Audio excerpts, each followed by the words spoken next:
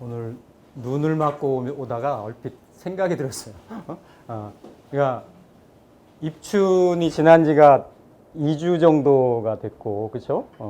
내일 모레면 우수인데 이게 계절이 거꾸로 가는 거 아닌가?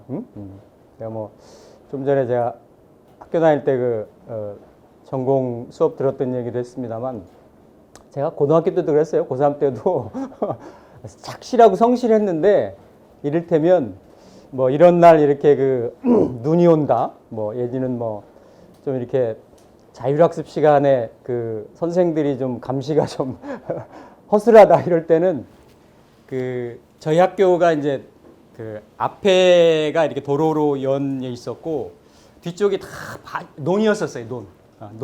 논이어서 뒤쪽으로 담치기를 해서 방배동에 외교관, 아버지가 외교관이었던 친구가 있었는데, 그 친구 집에 가서 몇 명이 작당을 해서, 뭐 그렇다고 뭐 전문적으로 했던 건 아닌데 그냥 수업 땡땡이 치고 뭐 하여튼 이렇게 저렇게 제가 이제 무관이어서 그런지 몰라도 이런저런 거는 참 이렇게 잘 피해갔어요. 제가 이제 공부는 못 피해가고 있는데, 공부는 내가 좋아하는 거니까 그만큼 딱 시간이 에너지가 들어간 만큼 성과가 나오는 거니까. 그러니까 사실은 이렇게 딱 보고 일머리를 보고 이렇게 저렇게 몸으로 부딪혀서 할 거는 하는데, 딱 봐서 이제 요령껏 하고 하는 이런 것들이 참 많이 있었던 것 같아요. 그러니까 그렇게 막 일이 힘들거나 이러진 않았어.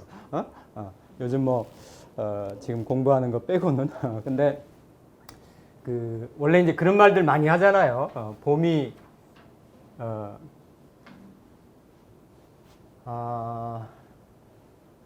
제가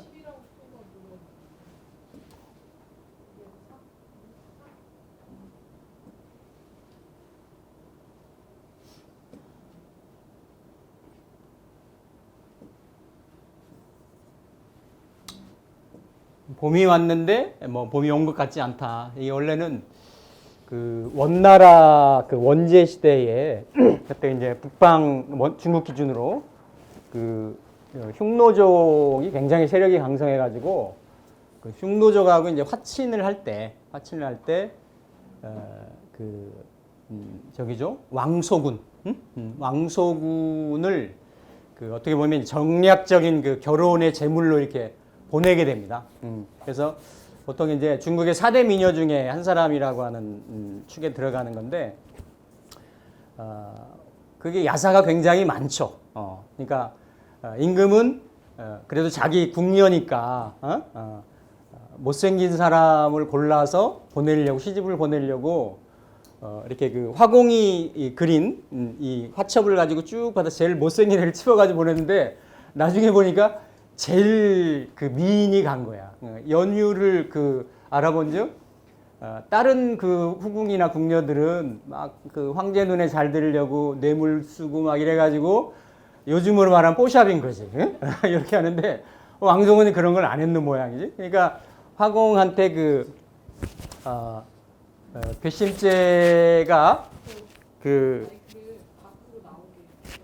괘씸죄가 걸려가지고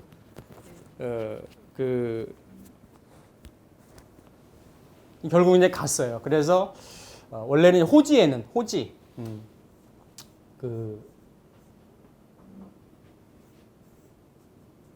오랑캐 땅에는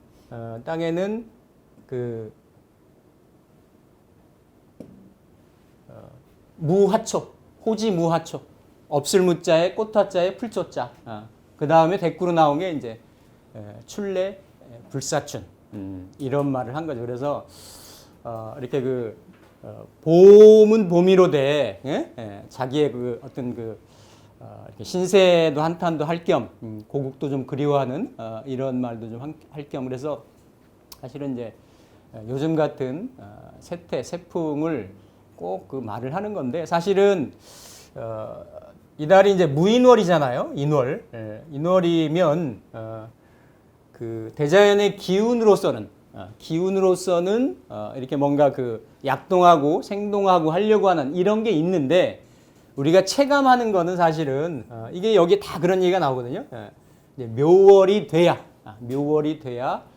그런 거를 이제 체감할 수가 있다. 그래서 결국은 사시의 변화라고 하는 거는 뭐 거꾸로 가진 않죠. 이러다가 진퇴를 반복을 하면서 결국은 그때가 되면 그때만큼의 모양새를 현실에 이렇게 펼쳐내는 건데 우리 인생도 그러는 거 아니겠느냐. 제가 그런 생각을 이제 공부 들어가기 전에 잠깐 한번 말씀을 드리면 뭐 어제도 보면 눈발도 이렇게 흩날리고 모처럼 한겨울에 눈이 안 왔는데 오히려 어제 오늘 눈 구경을 이렇게 좀 했는데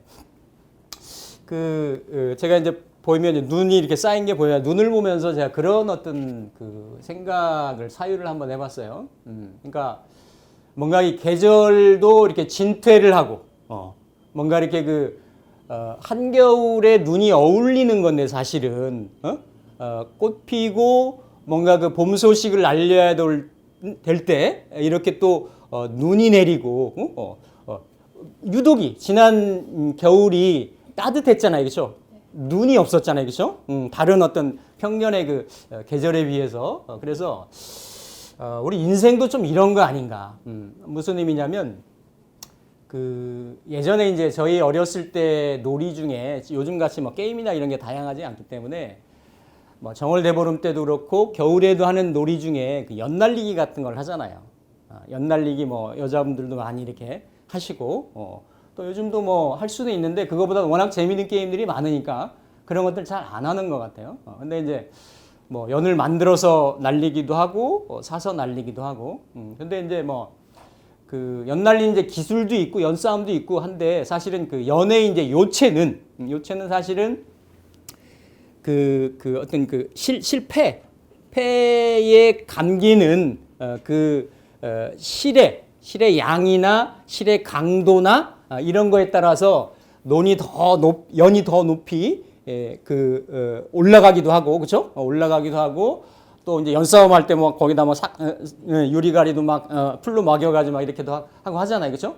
근데 결국은 연놀이가 끝나고 연싸움이 끝나고 뭔가 내가 어떤 하나의 그런 퍼포먼스를 마무리를 짓고 어떤 그 자리를 뜬다든지 귀가를 한다든지 다른 프로세스를 진행한다든지 이러려고 하면 내가 연을 창공에 떠 있는 연을 포기하지 않는 한은 다시 한번 그걸 어때요? 감아야 돼요.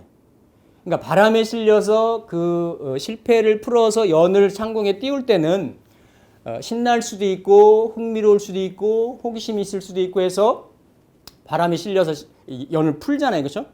푸는데 이거를 정리를 할 때는 이거를 리와인드를 해야 된다. 그러니까 다시 이렇게 되감아야 그 연이 내 수중에 들어오고 결국은 내가 이제 연놀이를 마치고 집에 간다든지 다른 일을 한다든지 뭐 이런 어떤 과정의 한 단위가 마무리되는 거 아니겠느냐. 제가 이제 왜 이런 서설을 말씀을 드리냐면 이렇게 각자의 명조를 보면 8글자, 사주 8글자의 모양대로 사실은 살아간다. 그러니까 자평진전이나 또 자평진전을 포함한 어떤 적천수나 이 고전, 난강망이나 이런 것들이 사실은 체 중심에 흔히 말하는 운명이 있다라고 하는 명 중심의 그런 어떤 익스플레인을 많이 하고 있어요. 그러니까 사실은 명 자체만 거기에 이 사람의 우리가 흔히 연월일시도 얘기하고 금묘화실도 얘기를 하고 원형이정도 얘기하고 8글자의 그 사람 인생의 전 역정이 사실은 다 들어가 있다라는 거지. 인생의 연놀이가 다 들어가 있다라는 거지. 그러니까 연놀이를 위해서 풀 때가 있으면 내가 멀리 간 만큼 또 갚는 수고도 그만큼 더 많이 해야 된다라는 거죠. 그러니까 예를 들어서 처음 시작할 때 연에서부터 시작을 해서 월로 가고 일로 가고 연월 거치고 이럴 때는 내가 얼만큼 지금 풀고 있는지, 얼만큼 멀리 가고 있는지, 얼만큼 잘 제대로 방향이 가고 있는지 이런 것이 가늠이 잘 사실은 안 된다. 안 된다. 그런데 결국은 이렇게 1에서 C로 가면서 내가 이만큼 풀렸구나. 이만큼 풀어졌구나. 이만큼 멀리 갔구나. 이만큼 이만큼 거리가 멀리 갔구나. 그러면 내가 어떤 그 인생이라고 하는 한 일막의 어떤 그 플레잉 퍼포먼스를 마무리를 하려면 사실은 내가 풀린 만큼을 감아야 되는 거지. 오히려 풀 때는 바람을 타고 하기는 잘 풀릴지 모르지만 감을 때는 더 힘들 수도 있다. 그러니까 우리가 이렇게 명리를 공부하고 고전을 공부하는 게 사실은 내가 지금 타이밍이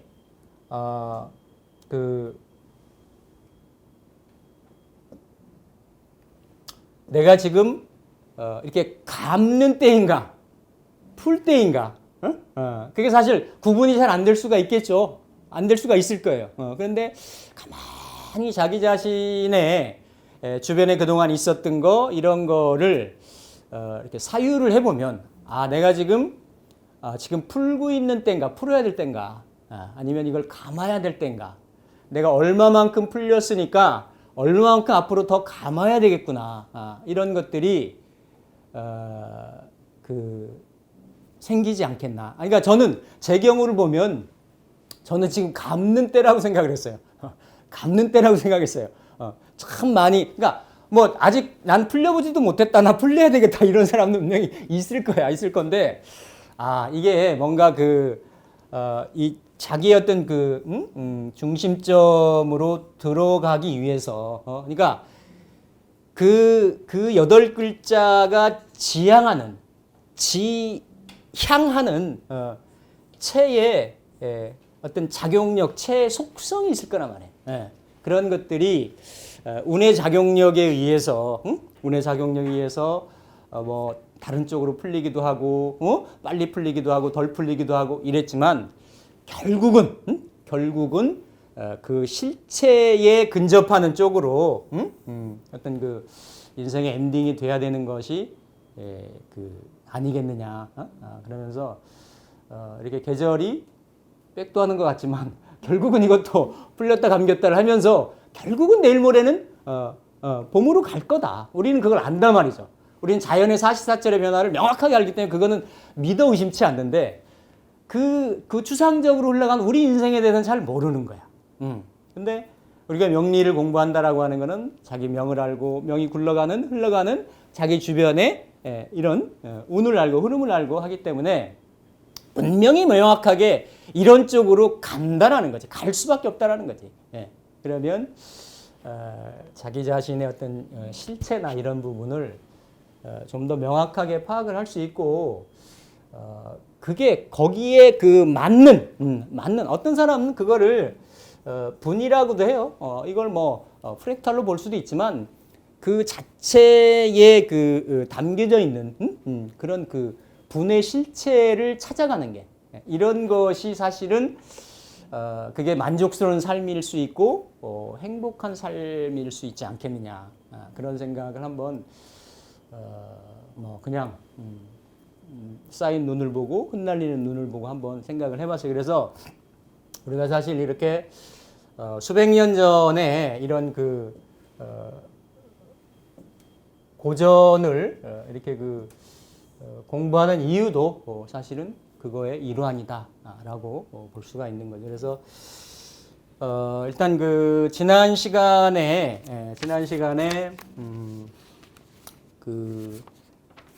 음양의 이런 생사 이런 부분을 이제 얘기를 하다 이제 마무리를 못했는데요. 결국은 핵심적인 내용이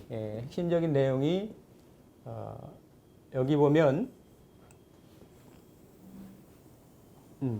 그러니까 질과 기가 속성이 다르다라는 거.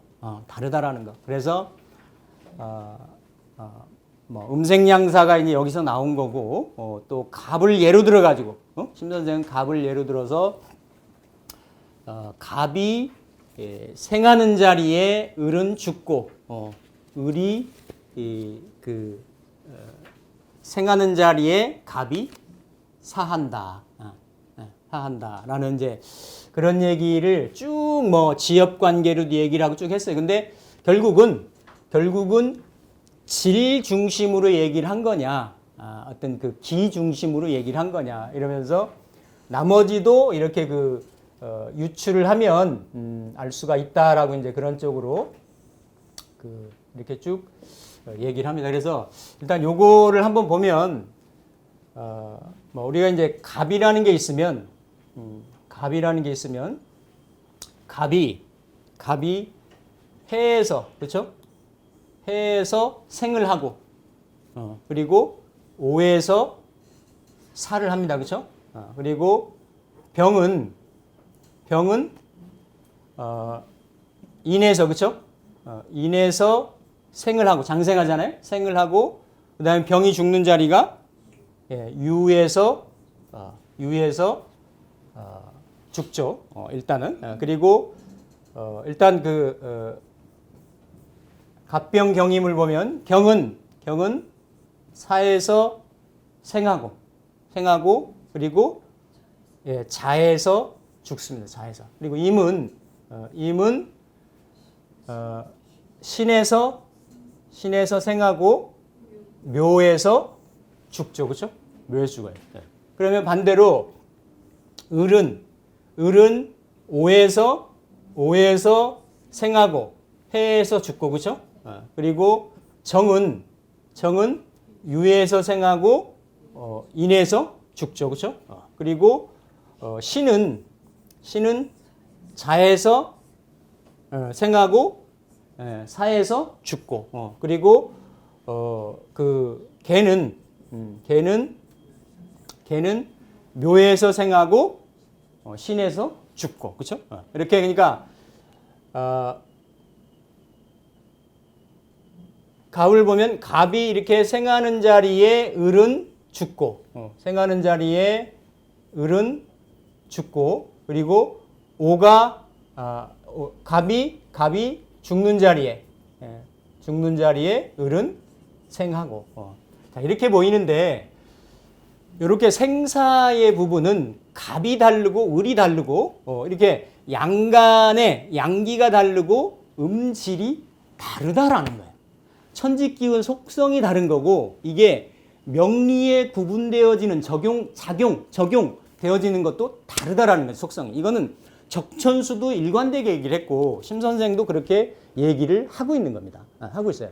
그래서 사실 갑이라고 하는 거는 본래 미에서 넘어온 신에서 신중 임수의 작용력에 의해서 여기서 이 임수가 힘이 커져서 세력을 드러내고 신중의 해중의 간목이 비로소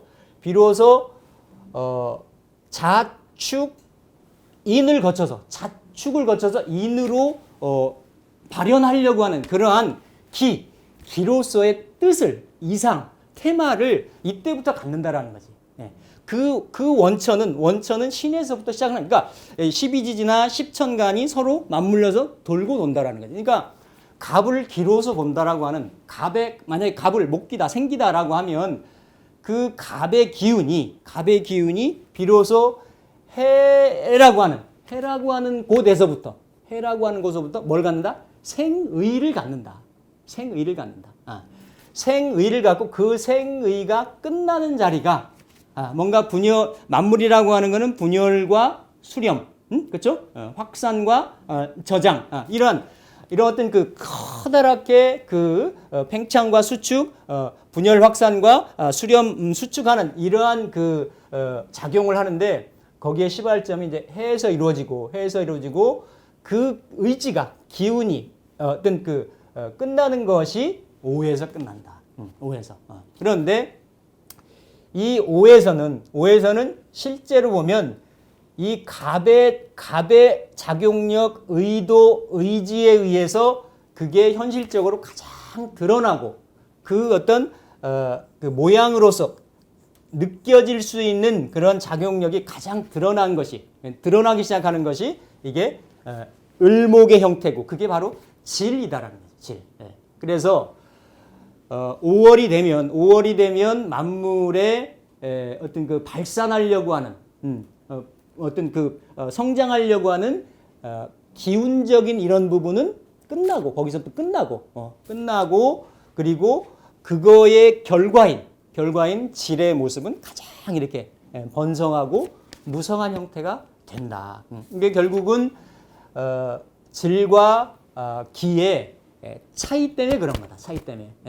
그래서 이제 뒤에도 이제 쭉 나옵니다만 그래서 결국은 천간은 명리에서도 명주에서 천간은 이런 무형의 의도, 의지, 작용력, 기운을 뜻하는 거고 지지는 그래서 현실이고 실제고 체감되는 거고 이런 거를 그 표현을 한다라는 거죠. 한다라는 거고 나머지도 보면 뭐 예를 들어서 시간 때문에 그런데 임수도 보면 임수라고 하는 거는 신에서 장생을 받고 묘에서 그러니까 임이라고 하는 거는 해가 예를 들어서 해 중에 간목이 생의를 가지고 있었다라고 하면 이게 다시 한번 자에서 더 이렇게 수렴이 되고 그리고 이게 축을 거쳐서 그리고 그 다음에 인이라고 하는 이런 과정 뭔가 지상의 기운을 확 펼치기 직전까지의 이런 단계를 그 이면에서 작용하는 게 신이라고 하는 거지. 그러니까 신의 작용력과 기로서의 작용력과 개의 작용력이 다르다는 거야. 두 기운이 아예 다르다는 거야. 아예. 그러니까 그것이 신에서 장생을 받아가지고 시작을 했다가 그러면 신유술 해자축 인까지 임의 작용력을 하고 묘가 되면 이렇게 뿌리를 이렇게 위로 밀어 올려주고 뭔가 땅 위로 분출시키고 드러내려고 하는 임의 의지가 묘에서 끝난다라는 거지. 묘에서. 이때는 개라고 하는 거는 이 임 다음에 받아가지고 묘가 되면 우리 400m 개주 하듯이 바톤 터치가 되는 거야. 임의 작용력하고 개의 작용력이 바톤 터치가 돼서 이때가 되면 말 그대로 만물을 막 천지사방으로 퍼뜨리고 이렇게 하려고 하는 이러한 작용력이 질적인 작용력이 체감이 되는 것이 묘라고 하는 거다. 그러니까 이러한 기질들을 그대로 명조들이 갖는다라는 거예요. 그래서 이런 그 양간 양기의 음간 음질의 기질적인 차이에 의해 가지고 어떤 그런 기운을 받고 나온 명조들의 속성도 다른 거고 이러한 스타일들이 다 다른 거다. 그래서 흔히 우리가 전통적으로는 뭐 임계를 뭐 큰 대해에 쓰고 뭐 개수를 뭐 이슬이고 뭐 우로고 이런 걸로 공부를 하면 의미 자체가 이해가 그 명조 자체가 크게 잘 안 와닿는다는 거죠. 그러니까 이미 개나 묘나 이거는 봄을 열고 천지사방으로 막 돌아다니고 퍼뜨리고 이러한 사람으로 따지면 아주 청소년기에 액티비티가 넘치는 그런 기질이라는 거죠. 그리고 같은 수 기운이라고 하더라도 임이라고 하는 거는 뭔가 이렇게 이렇게 정중을 지키면서 드러나지 않으면서 뭔가 이렇게 기운을 이렇게 좀 위로 쭉 끌어올려 주려고 하는 이러한 기질적인 특징 차이가 있다. 그래서 이런 것들이 다 질과 기가 다르기 때문에 그런 거다. 그래서 이제 뒤에 쭉 보면 이렇게 쭉 12운성을 얘기를 하면서도 음양 간의 차이점에 대해서 이 장생을 가지고 얘기를 합니다. 장생. 그러니까 기존의 적천수관법하고 조금 달라요. 다른 게